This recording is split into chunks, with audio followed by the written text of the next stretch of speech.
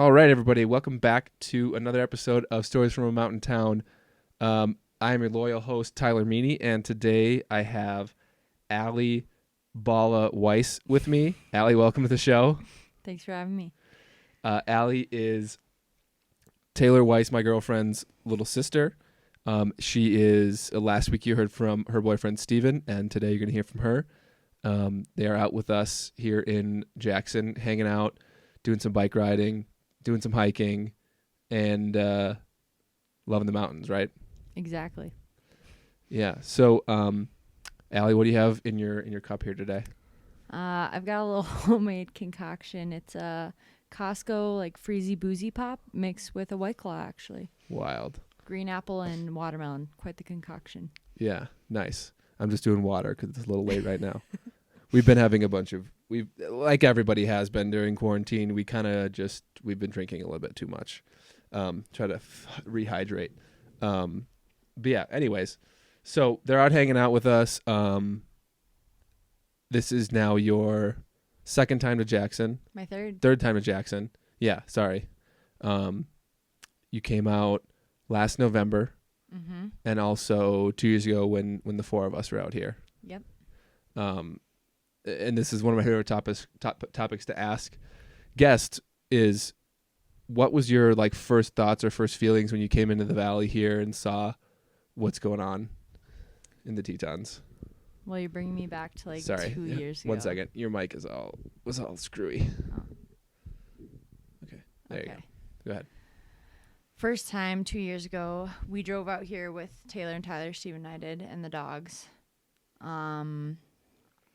I have to say it was my first time really seeing the mountains, aside from the only other time I've been anywhere like this is in Colorado. But honestly, all the times I've been to Colorado, it's kind of stuck to basically Denver, Boulder. So nothing too exciting, mostly a lot of city things. So I feel like it was really cool to see mountains. You get a little taste of from Minnesota, we're so used to lakes and up north cabin feels and everything and pines. And there's all of that here with just better backdrop. Yeah. Yeah, it's the main pines are the main tree that grow here because it's they're really good and cold and I don't know anything about the moisture, but the cold for sure. Yeah, cool. And yeah, you lived in or you I wouldn't call it maybe living, but you had an internship in Denver. Yes. Right after college? Mm-hmm. Yeah, I had, I don't even remember how long it was, probably up to a couple weeks. Yeah. And it was in Denver. I was driving around to multiple hospitals within one system in Colorado. And so it was 6 hospital systems I went to all throughout the Colorado area. So I went north about an hour or so. And that was the only part of Colorado I really enjoyed. Was pretty far north and out of the traffic. The traffic was miserable every day. And the main reason I went out to Colorado was to see if I wanted to live there eventually, and it wasn't for me after being there for internship. So yeah, the traffic there is awful, I think, right now because Denver specifically has had incredible amounts of people move there. And sorry, people, if you're hearing some bumping, Allie's mic is being weird, so I'm messing with it right now. Denver has grown by incredible amounts because of it's a cool place to live. You can have the big city feel with the access to some mountains, and then the marijuana thing. People move there for that. But yeah, tell the audience what you do for work because it's kind of interesting. So my degree is in health information management, which means a whole lot of nothing to most people. But basically, healthcare records was what I learned about when I was in school. And my job title is a clinical trials assistant, which sounds a lot more clinical than it is. But I work for Be the Match, the bone marrow and stem cell transplant, basically main organization for all of the U.S. And also throughout the world. But I work for all of our trials. Our prospective research is what our team is called, and that basically just means current research. We're not looking back at anything in the past, we're doing current things and seeing how people are responding to new treatments. It's really cool. It's mostly for blood cancers and like leukemia and other cancers. So Yeah, that sounds like really good work. I just had a question for you, and what made you want to get that degree, and then like B go into that kind of work? that's a good question. I started at Scholastica for physical therapy, basically ex-phys, pre-PT. I've always been like into sports growing up and everything, and I just kind of thought that was the degree that most people got when they're really into that. That so is that true. you can like work along athletes and everything the Yeah. rest of your life. And lo and behold, I took a chemistry class and I was not good at it. So I figured I better switch to something else because that was only the first chem I had to take. And so then I honestly just talked with the counselors or whatever. I can't even remember what they're called. Advisors. Yeah, your advisors. Yeah. And so they do all the tests, ask you your interest. And basically the three things that came out for me were like some version of healthcare, not necessarily patient care, management aspects or leadership qualities. And then I've always been like really quick to pick up on technology and computers and any kind of thing like that. So they just said, that's what health information management is. Here's your degree. Go That's for like it. the three words in that major are like the three things that the test came back with. It was kind of crazy. And I didn't understand if I should really go with what it said because I was like, I've never heard of this. No one really graduates with that. But honestly, I just picked, it was sophomore year when I decided to change. So pretty early, I picked it. I was enjoying my classes. I got to learn a lot about U.S. healthcare and the systems. And then I also have a minor in computer information systems. So I think it all worked out. Yeah, for sure. I think that's how many people graduate from Scholastica with that? Like in my class?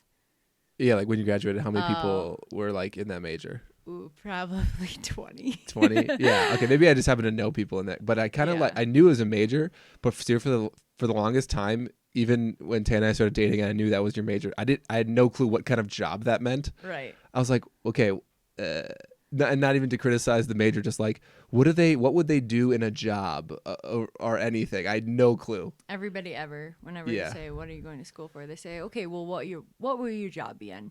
And the nice thing is like we got such a broad like learning knowledge that we could pick a lot of different aspects. Like some kids went solely into like coding aspects of healthcare because they were really into the computer side of things, and other people are just like strictly in management aspects. And me, I'm doing clinical trials, but it all works out because I honestly did learn a lot of things from my degree that transferred over to my current job. So yeah, for sure. And you just like went up to your advisor and was like, I don't think I'm cut out for my current major, and I have no clue what to do. Like, and then they just pulled out these tests. I was feeling pretty lost. I was a part of the volleyball team, and she kept pretty close tabs on our grades and like how we were doing in school. Good old Dana. Yep, she knew I wasn't doing so hot in chemistry, and she said, "What are you thinking about like the rest of your time here? Because you're gonna like volleyball is not your life. You need to get a degree and a job after this." And I said, well, I thought this is what I wanted, but like I can't do this schooling that's required for it. So and then they just sent me up to the advisors, and honestly, I'm really glad I went and I trusted what they had to say. And one of my team captains actually was a HIM major, so I asked her about it before I started. But who's that? Courtney Morin. Oh, nice. She's always, I play Xbox with Mitch. Her husband. Yeah, Courtney Enoch would be her name now. I play with Mitch every once in a while, and she's like always there with their dog, like playing with him in the background. It's fun to hear them. Cool. Dana, your coach, is such an interesting character up there. And you don't need to elaborate on anything with her, but I always had really interesting interactions when I saw her around campus.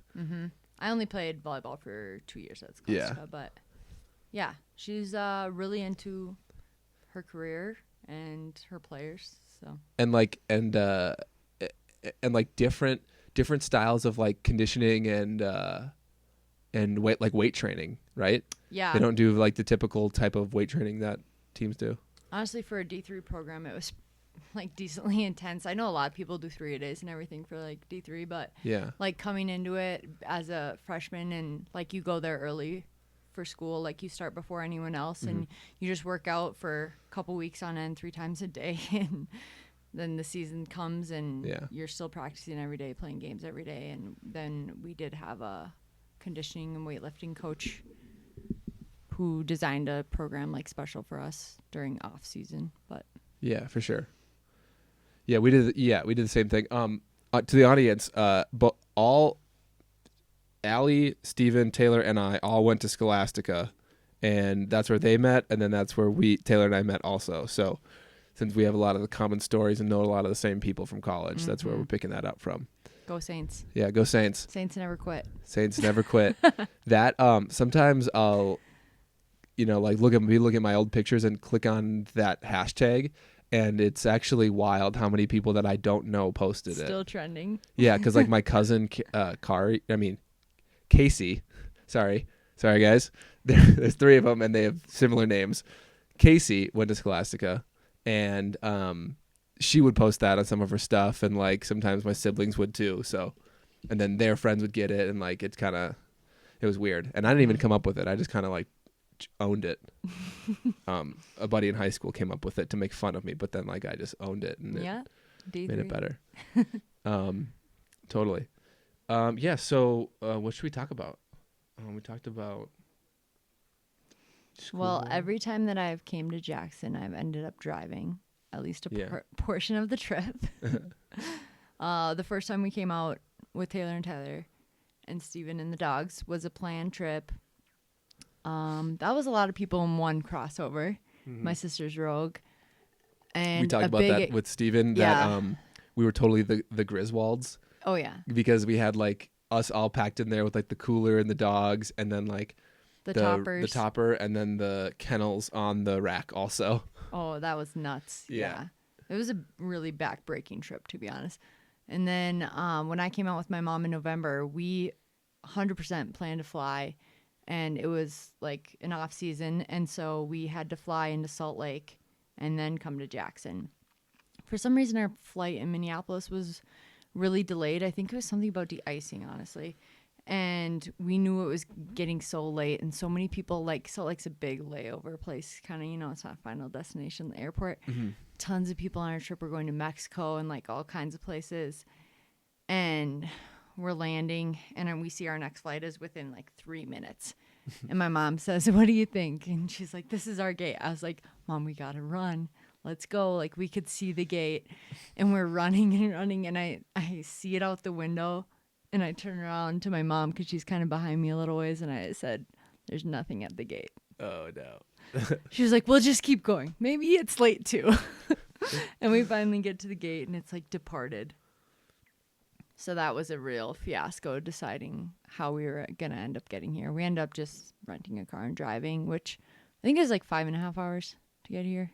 Yeah. Something near that. It honestly wasn't bad, and it's pretty, but... And then this time we drove as well, so yeah, maybe I'll just make it for everything. Yeah, I've driven way more than I've flown here. I mean, now for work I fly in and out, regularly, but when Taylor and I started coming out and having the dogs, like the added value for me of having the dogs out and like being able to camp or something, or like have your stuff to do activities is way more than like the time. I value that higher than like the time you save from flying. Yeah. I will say it was really nice to like pack this time and just throw whatever the heck I wanted in the car. Yeah. I'm bringing rollerblades. You're bringing apparently 4 swimming suits. Steven just came down from upstairs and said that she packed 4 swimming suits. Alli, there's snow. It's gonna snow at least one more time. I thought at our house until like before summer's here. I thought maybe we'd go to the hot springs every night. I don't know. And even like, if there wasn't a pandemic, we could have like poached a hot tub somewhere. But like, that's not an option. I was so excited about Tay's new paddleboard that I thought maybe we'd get to use it a lot. So you might. Are you guys actually leaving tomorrow? To be determined. Allie wants to stay for who knows how much longer because she can work from home. Steven can work from here. They can both work from here. But Steven says he needs to get home. So to play golf. So I'm still not even sure if they're leaving tomorrow or not. Not that it matters because it's been fun having you guys. But the only lake that'd be open to paddleboarding is the one they're going to tomorrow. Yeah. Like all the other lakes are fully frozen. We quickly figured that out yesterday. Yeah.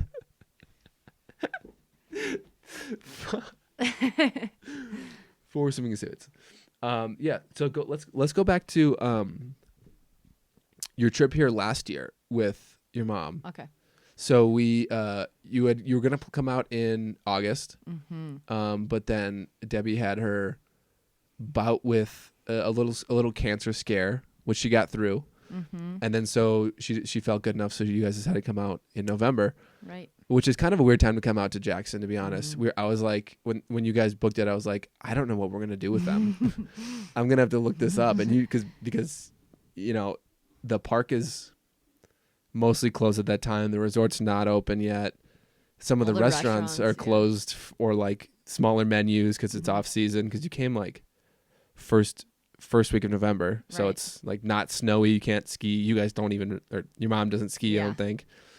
But yeah, did you enjoy that time of the year to be here? Oh yeah, it was fun. I was just talking about how when we came this week, I was like, I feel pretty cool. Like I've been here, end of July kind of was the first time we came, and now November and like middle-ish of May, which are kind of 2 off seasons a little bit. Yeah. And honestly, it's been fun every time. In November, we ended up having like really pretty decent weather. I don't remember it ever snowing. Maybe only in the mornings if it did. Yeah, it was really warm. Yeah, we got a good amount of hikes in with comfortable weather. Like I wasn't extremely dressed. I remember when we would hike up in the morning, we did like a couple sunset or sunrise hikes, or even just walks to the top of your guys' butte. And I would just layer up. I mean, I had like 3 shirts on and a couple layers of leggings, but it was really comfortable. We found plenty of stuff to do. We went out to eat like twice, I think, right? We went to Calico. We went to Bin 22. Yeah. Yeah. Had to go to Calico. Every guest that comes here, I take them to Calico because it's my favorite place, favorite restaurant in Jackson. And we've determined that the off seasons are when the chicken parm is served. So. Yeah. My favorite dish from them is chicken parm, and they used to have it all the time. And I ask every time I go in there, no matter what, if they have it, just in case they'll get annoyed of me. And then they have it in the off seasons. Every off season we've been here for, they have it, which is. That frustrates me even more because then now obviously they have a recipe for it and the ingredients are normal ingredients they have in an Italian restaurant. So they could do it any single night. Must be extra prep or something. Yeah. Well, since it's their business is so tourist heavy, they just need stuff that's quick to get out. Yeah. Pasta. And like they just keep like the specific ingredients there for that. Yeah. A bunch of pastas and like burgers and steaks. And pizza. Yeah. I think November was good, though. I mean, it's nice to see a town when it's not insanely touristy and, like, you can go to town square and enjoy yourself, not be, like, totally overcrowded and everything. I think it was nice for my mom to see what just normal living is like for you guys just around the town and everything. Because I kind of associate it with, like, Banff as well. I've been to Banff, Canada a couple years back, and I've been there in big, heavy touristy season.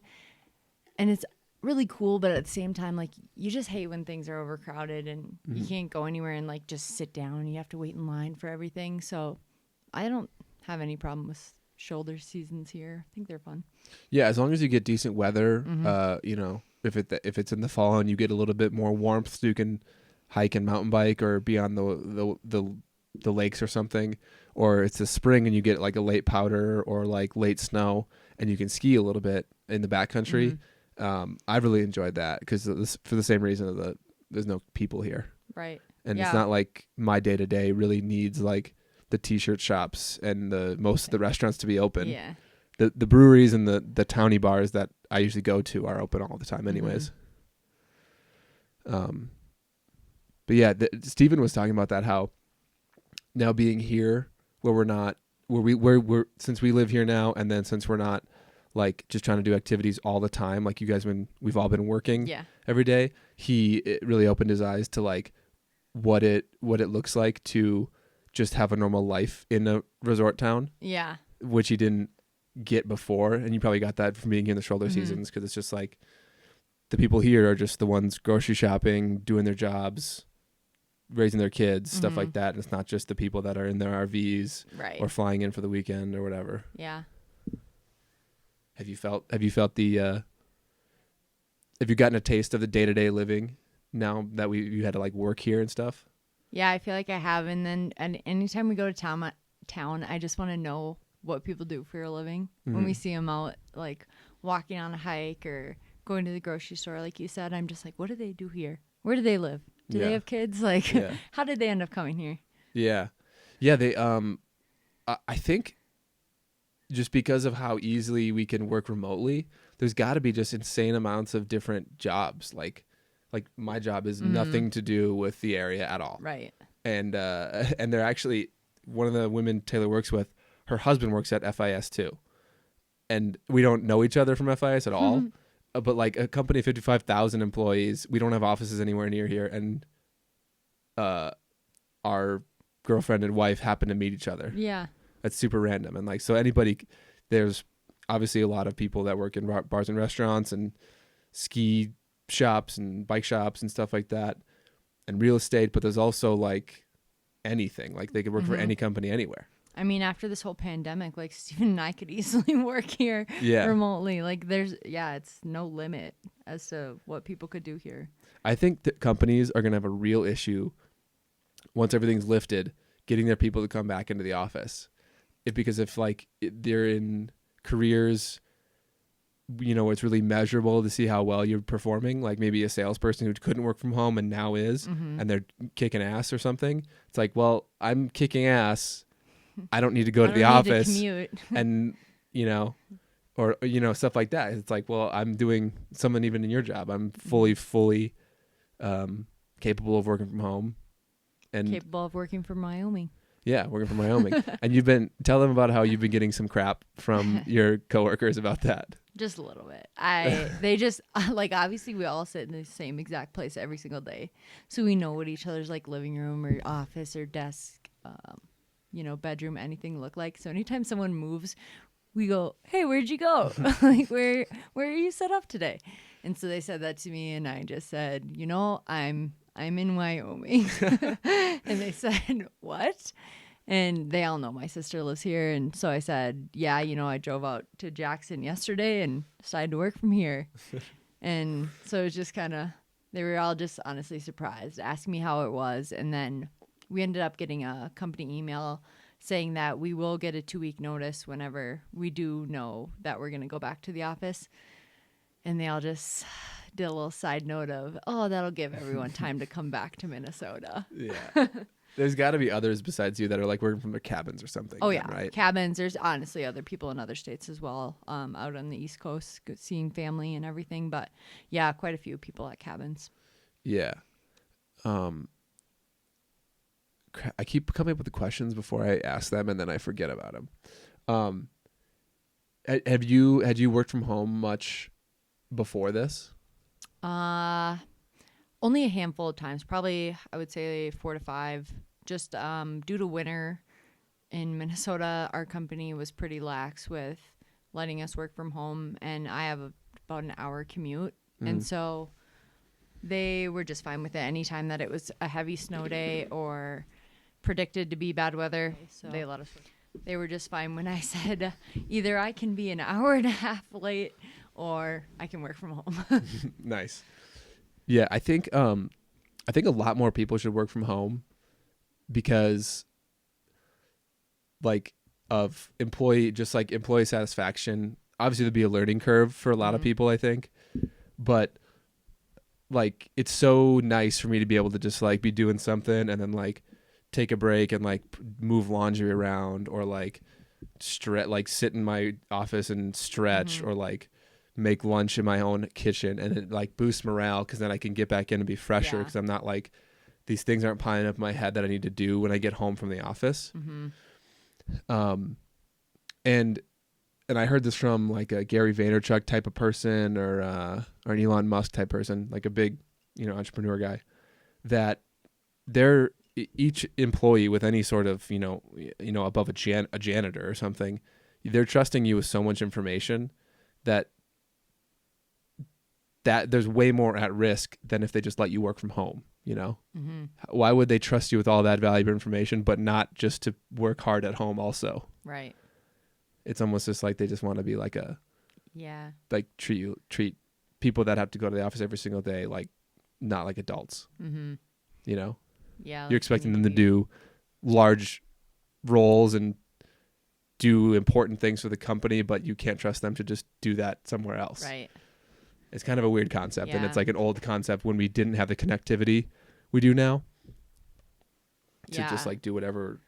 Honestly, wherever. I'm a little bit dreading going back to the office. I think like my biggest perk of working from home in all of this has definitely been the commute. And so like my day when I'm done working, I'm done working. Yeah. And I get to instantly start my night, whatever it be.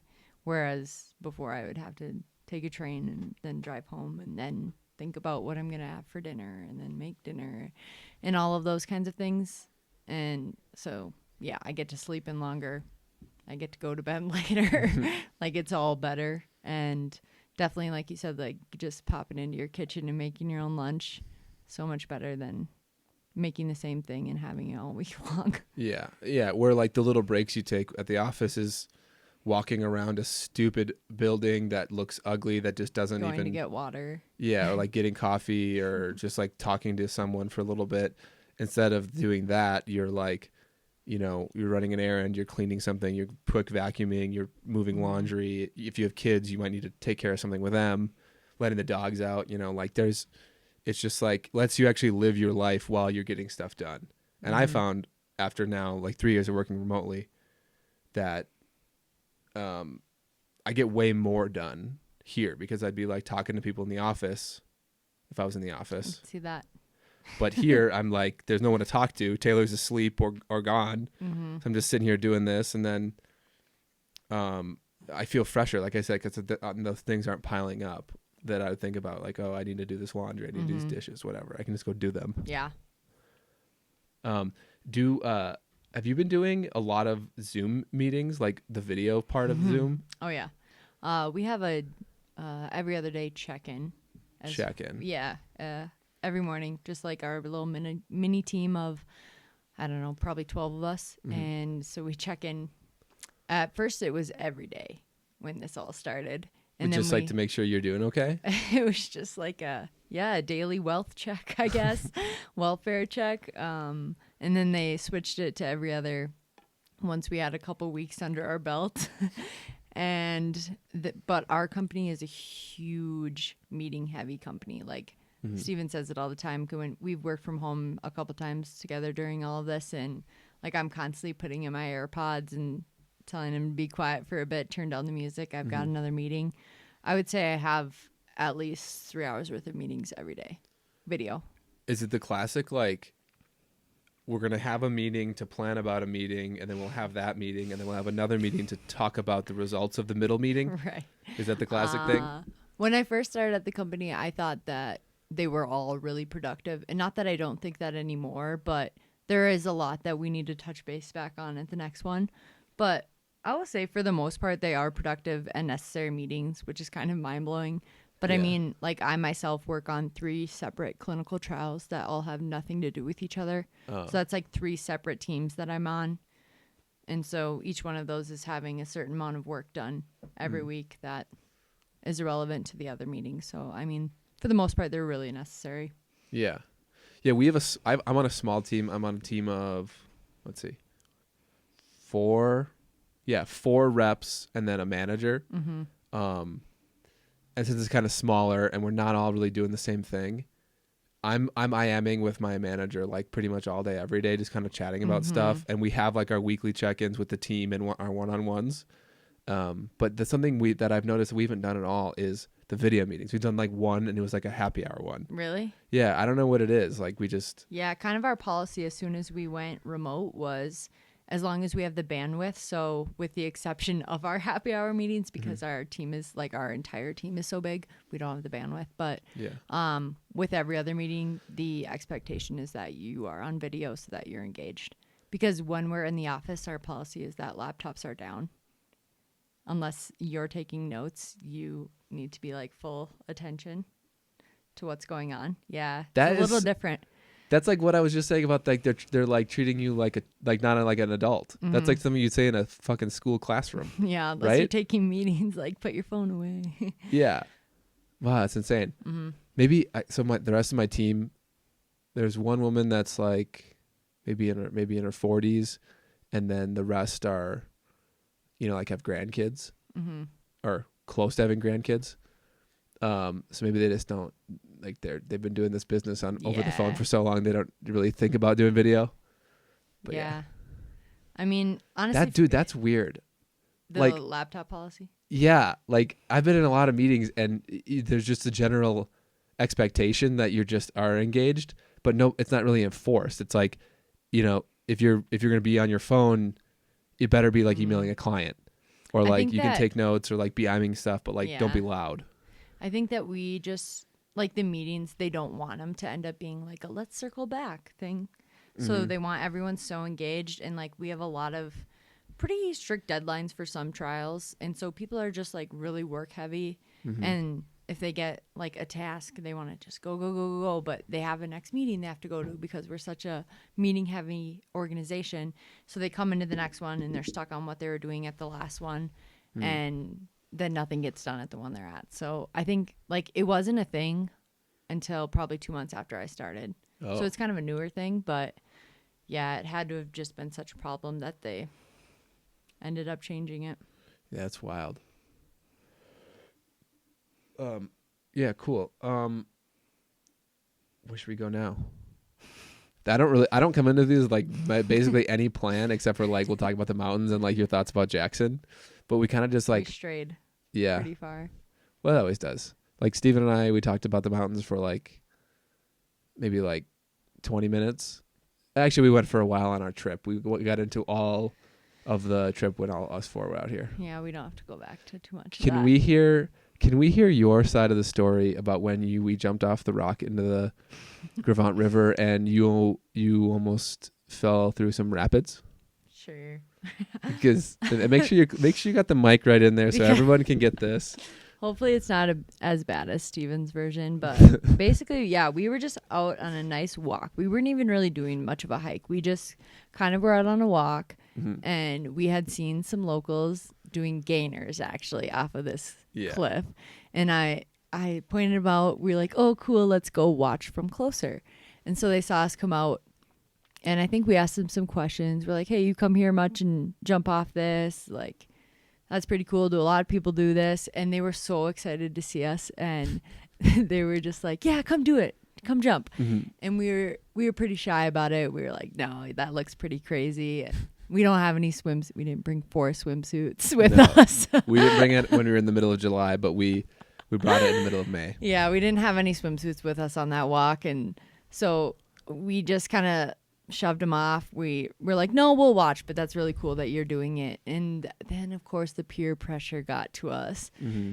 And so they finally Steven thinks you were the one that finally led us to do it. Like you were like, if the peer pressure got to you. It might have been. I think I gave a look to Taylor and she was kind of like, well, if you think so. Yeah. And I was like, I kind of think so. I mean, to my defense, we've done a lot of rock jumping. Like I've been to the quarries in St. Cloud. We do it at our cabin. I was only hesitant because of like I didn't know like the river, and I was kind of the guide on that trip, and I didn't want to be the one to like bring to your parents to be like Tyler brought them out to Jackson and then they jumped off of a cliff and broke their legs. That's why I was hesitant. Yeah. I mean, but I felt like we had seen them jump enough times. They did probably like 4 times in front of us. And so finally I was just like, oh, okay, whatever. You want to just go in like our sports bra and our shorts, it's fine. And so I guess we all felt crazy enough to do it. And the dogs were with us, and they were getting a little bit excited about seeing people jump off rocks. So we decided only 2 people would go at a time. And for some reason, Steven and I went first. And honestly, the locals gave us little to no direction. It was basically just jump out. Yeah. Which, with all rocks, don't jump straight down. Jump out. Yeah, and it's like swirling in that area, so you can't see the bottom. You can't tell like what you're jumping into, really. Yeah, all they had said was jump out and it will be cold.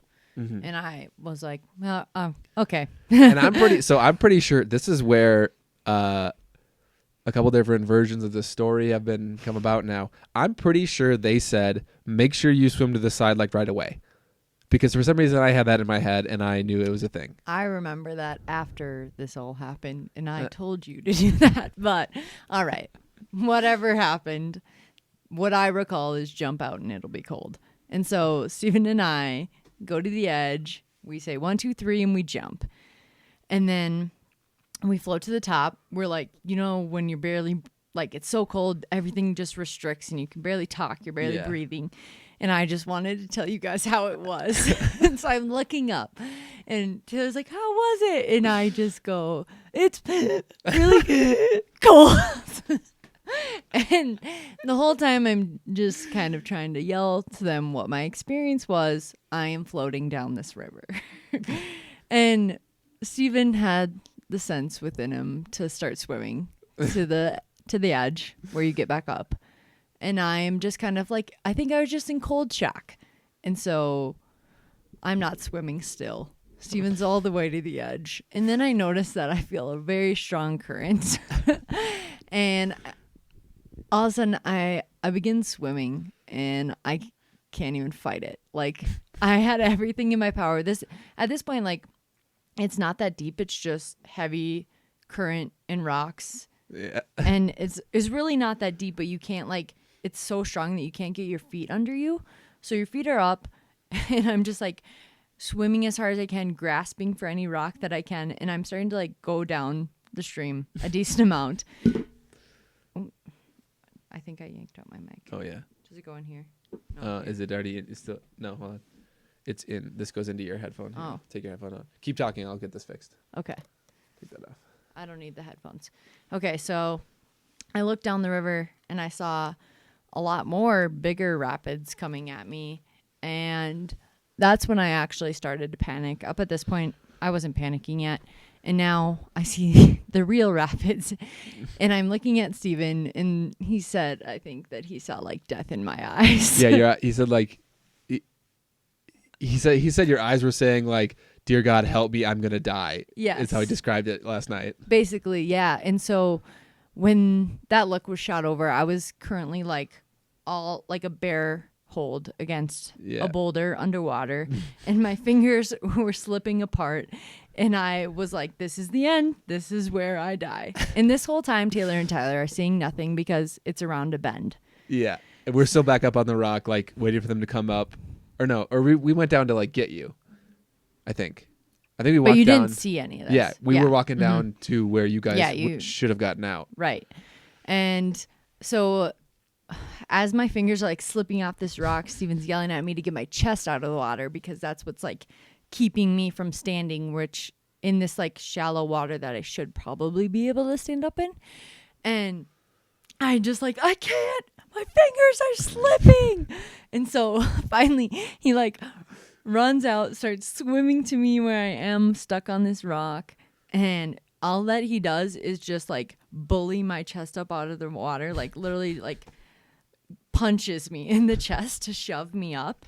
And then I can like stand.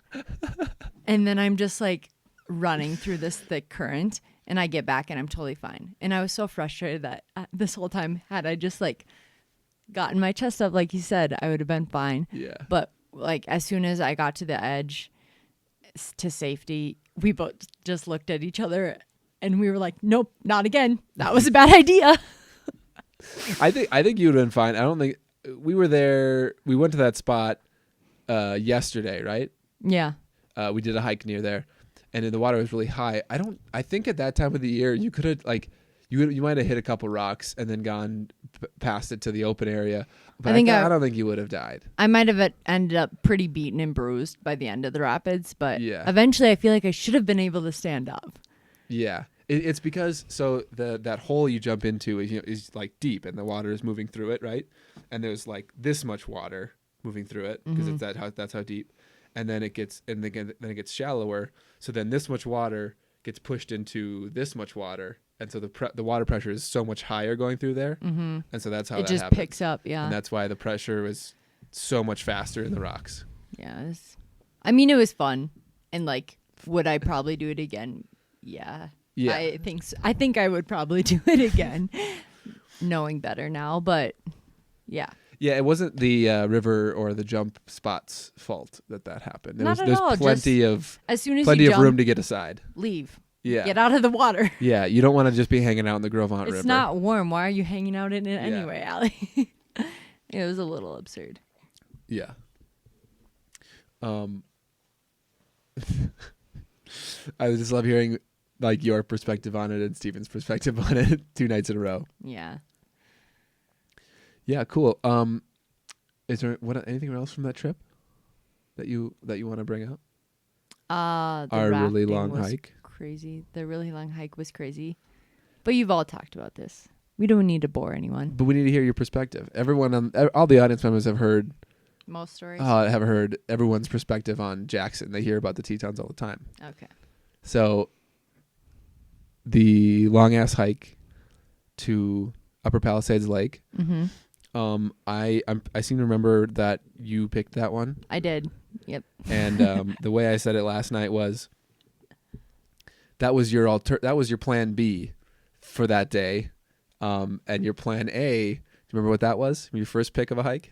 I honestly don't remember. You had found on an app a hike that took us up to you would drive it through like Driggs, Idaho into Alta, Wyoming, where like Grand Targhee is. Yep. And then the hike would take you basically to the top of the Grand from the back. Delta. No, Delta's from you go there from the park side, I think. Yeah, you found another one that's it was like almost the top of the Grand. And you showed me the picture. I'm like, Alli, that's the tip of the Grand, the top of the Grand. We're not doing that. I just see these insane views, and I'm like, how can we not? Yeah. So then our alternative was a 13-mile, 6-hour hike. Yeah, I'm kind of an all trails warrior. Like, I'll just go on the app, find the coolest, longest hike I can, and say, here we go, guys. Yeah. Yeah, so we load the car up again, Griswold style, and go down to Swan Valley, Idaho. Super cool. I've been through there a couple times going to Idaho Falls. That valley has I didn't realize how big the mountains were when we first did that. They're like, there's one really, really big mountain right next to that valley, and it's insane. Mm-hmm. Yeah, that was a very cool place to drive into. Yeah. I will say, like, this hike would not have been so bad with 2 other factors. What were those? And that would have been, had we gotten an early start. Yeah. We were lazy piles that morning. We couldn't figure out what we wanted to do. Mm-hmm. Everyone was disagreeing about the hike. Yeah, yeah. Until we finally decided, okay, fine, let's just go do the 13-miler. Yeah. And 2, had we brought enough water? Yeah, or a filter. Simple. And what I said, Steven said a similar thing. What I thought if we just like camped, I would totally do that if we camped. Yeah. Because like then you could. Well, how long was it? It was 3 hours in, right? Probably even more because we're uphill, going up. Yeah, yes. Yeah, so 3.5 hours in, and if you just bring enough for like one night, you could just like, or even 2 nights. I don't know how much you need to backpack that in, but like 1 or 2 nights, you could do other hikes up there, and then you just have 2 3-hour hikes separate of each other. And have a filter up there. And that water. was kind of the case with everyone we saw. There was horses along the trail having entire coolers on them because all these people were camping. Yeah, they had like 4 coolers on horses and like extra horses to carry stuff for them. Yeah. Yeah, I think the only people that were like hanging out with those people that were like at that camp. Like the first, like before the first lake, there was those people in the hammocks. Oh yeah, yep. And they probably didn't go all the way. But yeah, that was just like an hour in. Boys wanted so bad to turn around at the first lake. Yeah, I said, there's better views coming. Yeah, there's 2 lakes. There's Lower Palisades and Upper Palisades Lake. Yeah. And the problem with like me if you go on all trails and you find a hike that's like, I don't know, say 12, 14, whatever it be, and people say, oh, well, we only have to do, 6 of it. Like, I have to do it all. I have to see it all. I have to do the full hike, whatever it is. You've always, well, probably since like college or whatever, you've been really into like fitness and stuff. Mm-hmm. You were extra psycho about fitness that trip, and I like way more than now. Maybe because I'm not around you as much, but like if it wasn't like 10 miles, you didn't even want to talk about it. Or like if it wasn't like I wanted to like climb up like the Jackson Hole Mountain Resort, and you're like that's not long enough. Oh my gosh. I'm like, what? That was probably because I was a little more into running at that time. Yeah. So I was probably putting a little more distance on my legs, but nah. I'm pretty sure you like worked out every single one of those days at the Airbnb, and then we would go do our hikes. 4-mile hikes are plenty, especially uphill. Yeah, at altitude. Yeah, in altitude. Oh my God. Steve and I say every time we feel like the fatigue. Mm-hmm. Like you definitely feel it when you're hiking. And to me, it's my lungs. To him, it's his legs. But then when we come home at night, like I am just fatigued. Yeah, I feel freaking beat up. I told Steven this earlier. I don't like.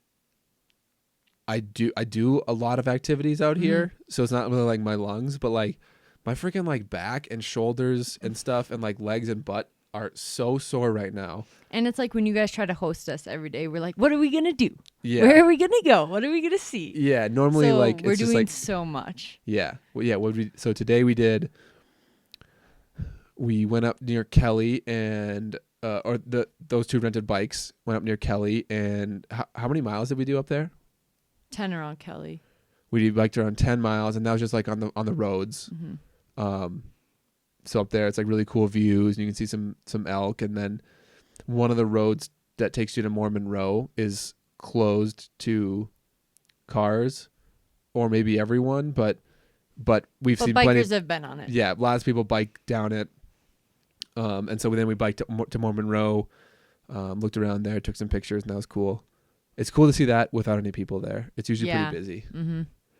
And then we had a little, like our second little like snacky picnic in that area. Just chilled out there, brought some wraps and some snacks and stuff, and hung out. Then the boys got to go play, and we went and did. Stephen rented a mountain bike, so we went and did the Putt-Putt Trail, which is in the Cache Creek Trail system. Stephen did great, by the way. Did he tell you? He said he got his butt kicked. Yeah, the climb is pretty tough for first timers, and especially for him being not living in altitude. Right. But then the downhill is the fun part. Yeah. And I think he did good with that. Yeah, he said it was a blast. Yeah. And Taylor and I just went on basically the bike trail towards what area of Jackson? South Okay, of I town. thought so. Down by Raptor J. Mm-hmm. Down. Did you just go from that trailhead? What route did you take? Did you like go through the square? No, I'm not sure where. Did not you go? through the Did square. you go by Still West? Yes. Oh, okay. Yeah, so you just take that along under Snow King, and then they biked to Jackson Hole Stillworks, which is a distillery south of town by the Bird, that does vodka and gin normally. It's really good stuff, but right now, did Taylor tell you this? They converted like one of their tanks or something to make hand sanitizer. Yeah, they had it out actually when we were ordering. So they had a food truck there, some catering company, and then they were doing the sloshies. The infamous